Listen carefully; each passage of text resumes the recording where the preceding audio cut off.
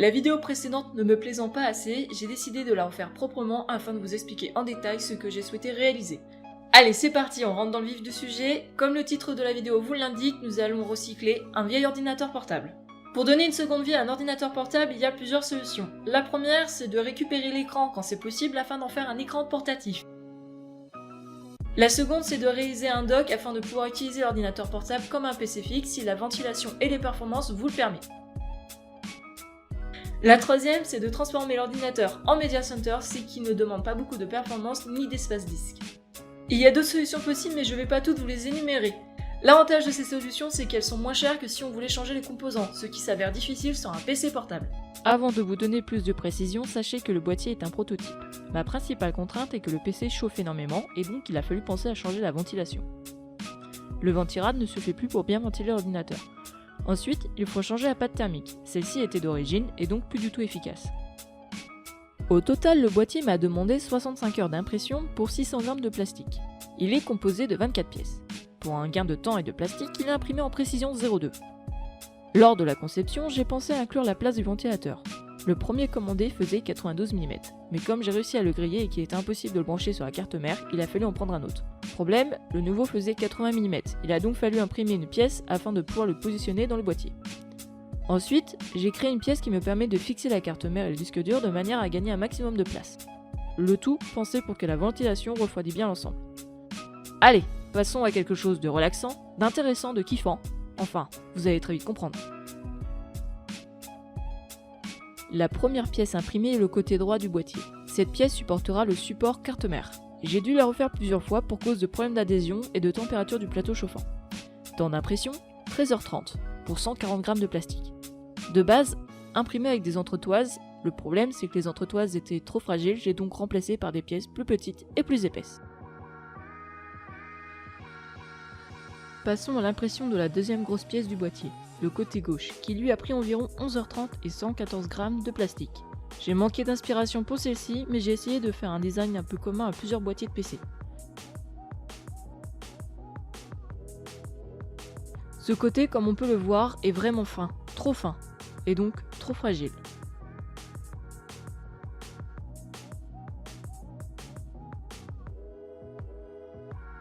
L'impression suivante fut celle de la pièce support de la carte mère disque dur. Aucun problème avec celle-ci, elle a demandé environ 4 heures d'impression pour environ 36 grammes de plastique. Ensuite, j'ai imprimé le bas du boîtier. Celui-ci m'a demandé environ 6 heures d'impression et 58 grammes de plastique, pensé de manière à laisser entrer l'air pour le ventilateur. La face arrière du boîtier est tout ce qu'il y a de plus simple. Elle est aussi trop fine. Elle m'a demandé environ 4 heures d'impression pour 33 grammes de plastique.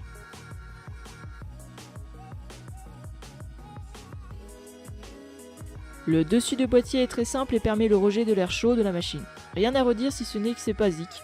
Temps d'impression, environ 5 heures pour 43 grammes de plastique.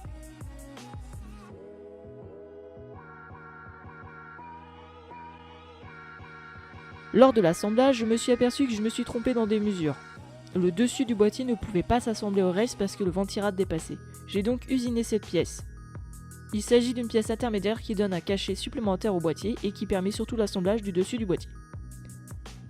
Temps d'impression, environ 5h30 pour 50 grammes de plastique. Côté design, je suis resté sur quelque chose de sobre. Mon idée principale était un design en liaison avec Batman, mais je me suis calmé l'esprit et modélisé quelque chose qui passera un peu partout. Voici les deux pièces de la face qui servent uniquement de décoration. Bien évidemment, il ne faut pas obstruer l'entrée d'air. Temps d'impression pour les deux, environ 6 heures pour 42 grammes de plastique. Mais pour les installer, il faut bien évidemment imprimer la façade du boîtier avec une entrée d'air comme dit précédemment. Cette pièce a pris environ 7 heures d'impression pour 63 grammes de plastique. Enfin, toutes les pièces comme les pieds, les entretoises, les pièces de fixation du boîtier ont pris au total approximativement 2 heures d'impression. Revenons à la carte mère. Cette carte mère a un module USB disposant de 2 USB branchés par map, ce qui permet une flexibilité de fixation à l'intérieur du boîtier. Ce module me permet de brancher le ventilateur qui s'allume obligatoirement quand le PC s'allume. Bon, le seul problème de ce ventilateur c'est qu'il est brillant, mais on s'y fait à force. Ensuite, j'ai voulu rajouter un peu de lumière histoire de ravir un peu tout le monde. On aime les LED. Elles sont alimentées grâce au module USB. Afin de gagner de la place et une efficacité de refroidissement, j'ai dû investir dans une rallonge SATA pour pouvoir brancher le disque dur. J'ai installé Linux parce que Linux est libre et léger et idéal pour ce PC. Comme le bouton d'allumage se trouve sur le module USB, j'ai sauté 2 câbles sur celui-ci et rajouté un bouton sur la façade du boîtier. Question logique, question pratique. La disposition du boîtier est pensée de telle sorte que l'air circule bien entre chaque partie du PC.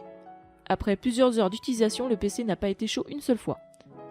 Au derrière du boîtier se trouve une seule entrée USB. Celle-ci me permet d'utiliser l'ensemble clavier-souris sans fil.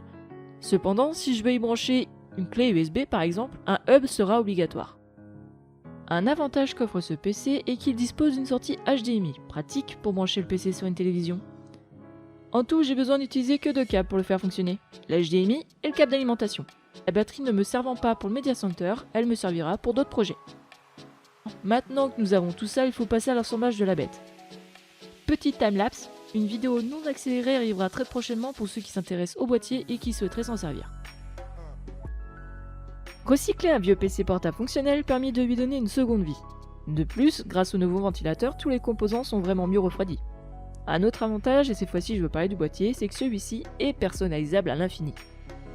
Le boîtier n'est qu'optionnel, vous pouvez très bien utiliser le PC dans son intégralité.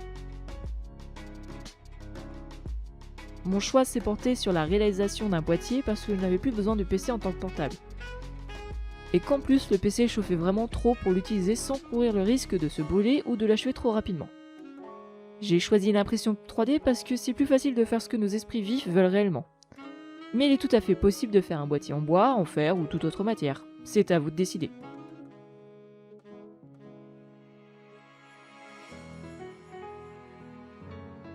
Et voilà, tout est assemblé, tout fonctionne, maintenant il n'y a plus qu'à en profiter.